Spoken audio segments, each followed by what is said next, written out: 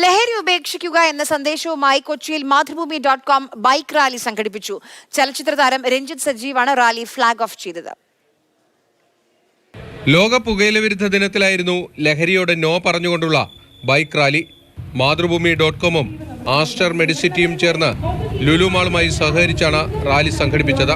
ഇന്നത്തെ തലമുറ അത് എല്ലാ രീതിയിൽപ്പെട്ട ആളുകൾ, എല്ലാ ഏജ് ഗ്രൂപ്പിൽപ്പെട്ട ആളുകളും ഇന്ന് ഒരുപാട് ഡ്രഗ്സിന് അടിമകളായിക്കൊണ്ടിരിക്കുന്ന ഒരു കാലത്ത് ഇതിനെപ്പറ്റി അറിവ് ആളുകളിലേക്ക് എത്തിക്കുക എന്നുള്ളത് ഞങ്ങളുടെ കൂടെ ഒരു റെസ്പോൺസിബിലിറ്റിയാണ്. Spice coast Harley Davidson club അംഗങ്ങളാണ് റാലിയുടെ ഭാഗമായത്.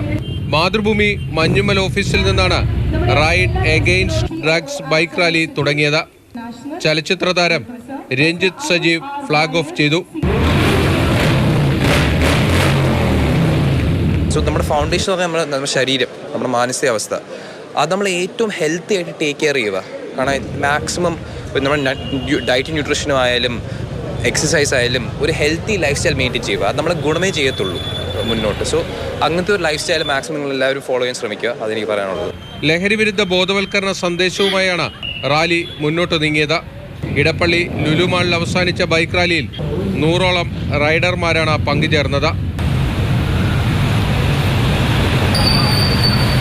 ആസ്റ്റർ മെഡിസിറ്റി സംഘടിപ്പിക്കുന്ന മെഡിക്കൽ ക്യാമ്പും ഇതോടൊപ്പം നടന്നു.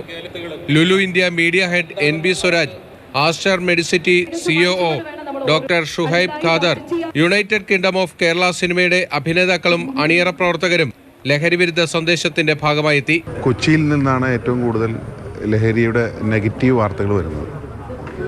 അപ്പോൾ ലഹരിക്കെതിരെ പോരാടേണ്ടത് നമ്മുടെ എല്ലാവരുടെയും കടമയാണ്. ലുലുമാളിൽ നടന്ന ചടങ്ങിൽ കളമശ്ശേരി നഗരസഭാ അധ്യക്ഷ സീമ കണ്ണൻ, മാതൃഭൂമി കൊച്ചി യൂണിറ്റ് മാനേജർ ഐശ്വര്യദാസ് തുടങ്ങിയവരും സംബന്ധിച്ചു.